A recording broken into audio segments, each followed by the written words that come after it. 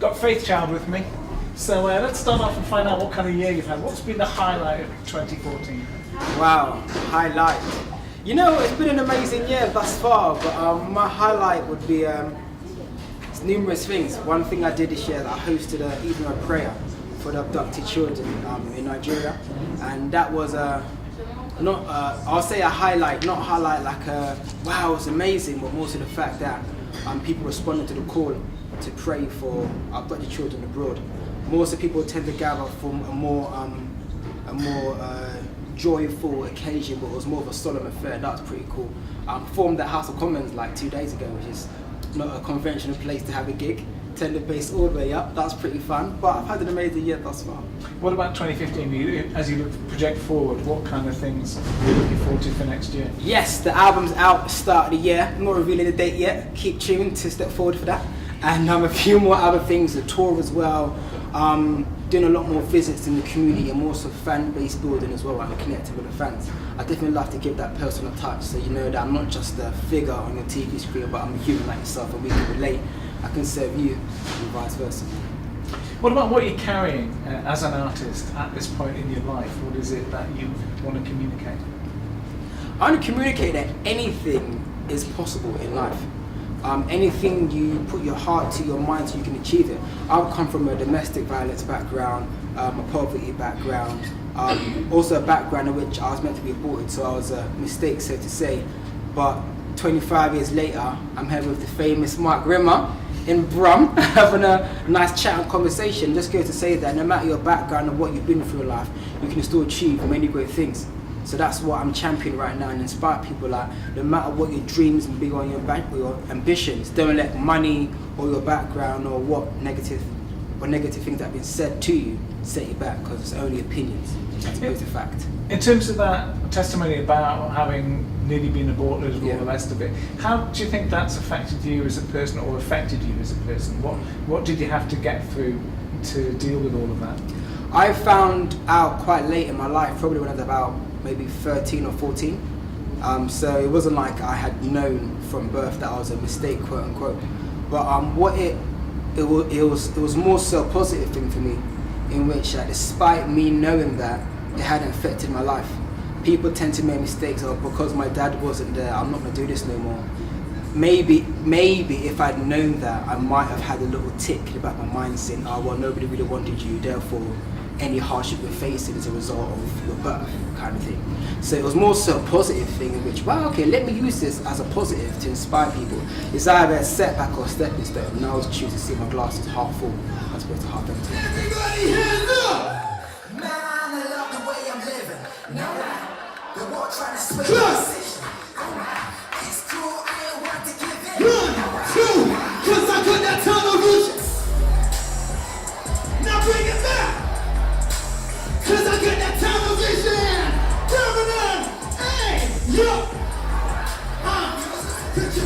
So what about when you are meeting other people who have gone through hard kind of situations like that? It doesn't sound like you'd have much kind of sympathy with them, because you've kind of dealt with it yourself.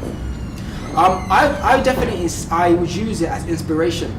My family have been through so much turmoil and so much tragedies, and I always love to use that as testament. Using first-hand information is always great.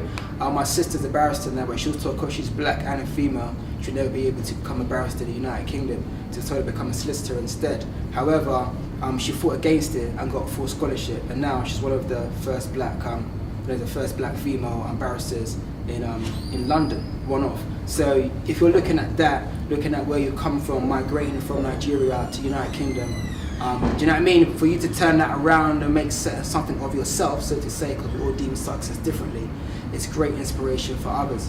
So I always try to use that and say, you know what, everything you have is within you. Your future's not in front of you, your future's inside of you.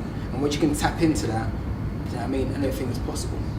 With the new album, what kind of things are you covering in the new album thematically? Okay, I'll talk about love on there, because I'm getting older now.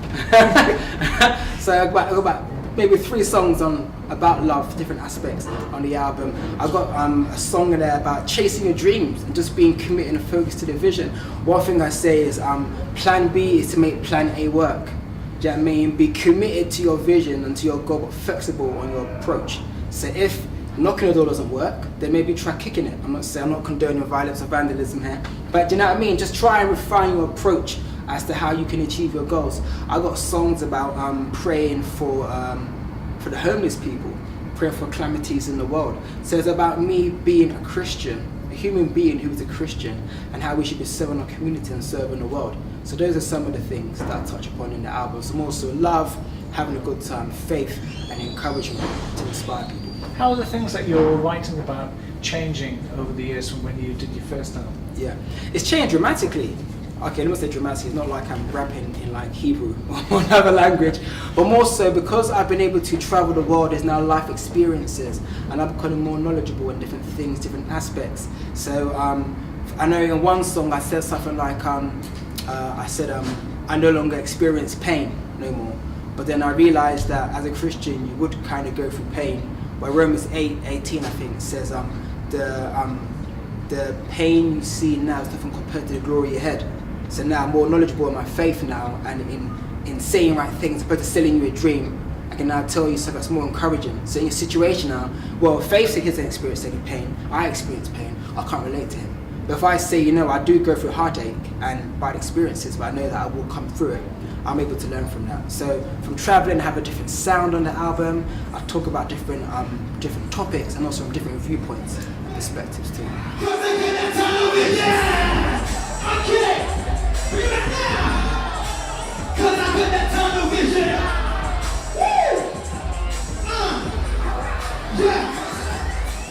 It's interesting what you were saying earlier about how you are trying to inspire people that they can achieve things and they can do things, which is all very well for you because there you are. Yeah, you've achieved, you've become successful and everything else, but not everybody can be successful.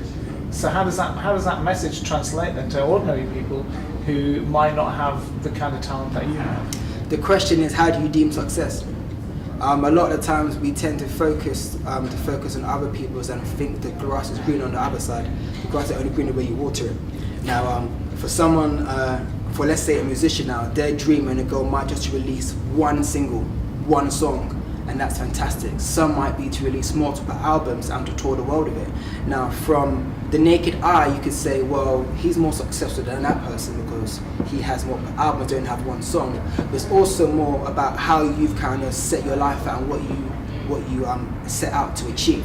Now, what I would say is the fact that you're alive, you have breath, you're motivated, you have a dream and an idea is success in itself. Because many people don't really have ambitions, maybe because of setbacks or whatever it may be.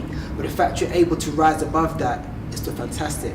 The fact you have a brain and you're alive is still some sort of achievement in itself and something you should champion. It's more so appreciating the little things that we have, like breath, oxygen. There's so much potential in the graveyard. Many people die not reaching their potential and not fulfilling what's inside of them. But I would say look inside of you in a general sense, not necessarily Mike, but even Mike as well. Look inside of you. What are your hobbies? What do you enjoy? What have you achieved thus far? Where were you last year? Where are you now?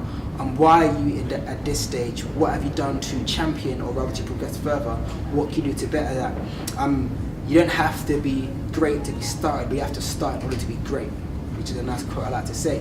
So it's about making the most of the small you have and what's that germinate to become into a beautiful garden thereafter. Who's championed you? Who encouraged you? Who helped you? Definitely my mother.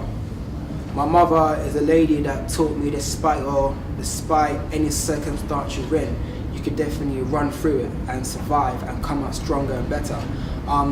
Externally now, way far ahead or way over the sea now, or over the pond, we like to say, is Kirk Franklin, in which he grew up in an era in which if you weren't making a typical gospel music like Hammonds, hand clapping hymns, you were making a devil's music. Now, he was so committed to the going dream he had, he's now one of the most successful and popular Christian artists globally. If you walk in the street and maybe you can say, name me a gospel act, they'll say Kirk Franklin and the Shackles Girls, who are Mary Mary. They won't necessarily mention maybe like a Donnie McClurkin or an Israel Horton, so to say. So someone like Kirk has inspired me to be committed to your goal, keep on at it, and watch the Lord bless the work of your hands. So my mum and Uncle Kirk from a mile away. Who are you helping right now? Who are you passing stuff on to? the fans, so to say. I'm blessed to be able to opportunity to speak with them at shows and things like that on social media. I scout them sometimes. I need some advice. Okay, jump on my scout, let's talk. Also, a friend of mine called A-Star, Ali Dole, he's finishing his college at the moment, and I spent a few days talking with him, just like fine-tuning and stuff. The war trying to sway my decision. It's cool, I ain't want to give in. 'Cause I get it from a big girl. That way. 'Cause I got that tunnel vision. Here we go. I bring it back. Yeah. I'm about to go ham.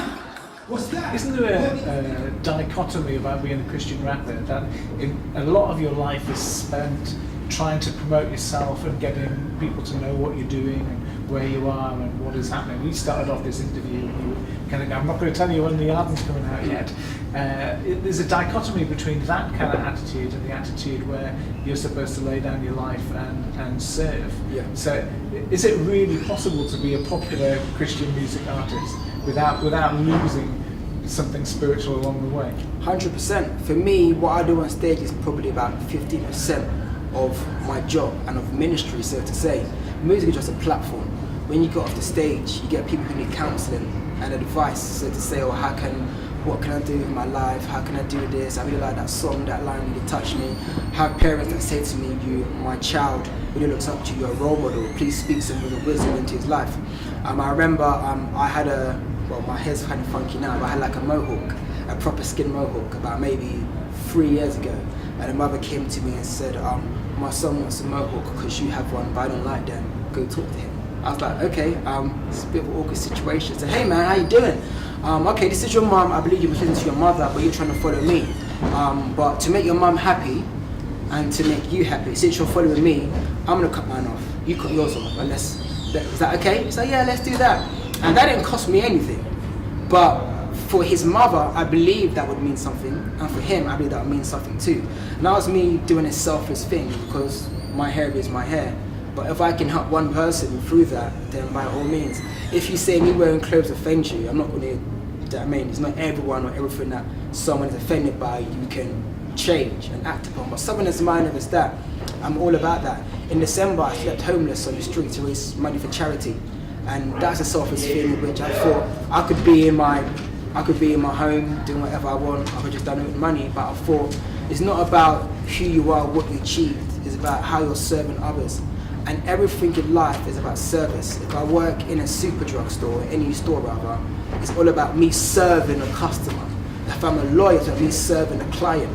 If I'm an artist, it's about me serving consumers to get whatever they need. So for me, it's all about service, man. I serve in my church in regards to the worship team and other stuff. Just about being the hands and feet of Christ as he was and helping people to find their destiny and meet them in the point of need. Listen, Victor, it's good to catch up with you. Thank you for coming on. Pleasure.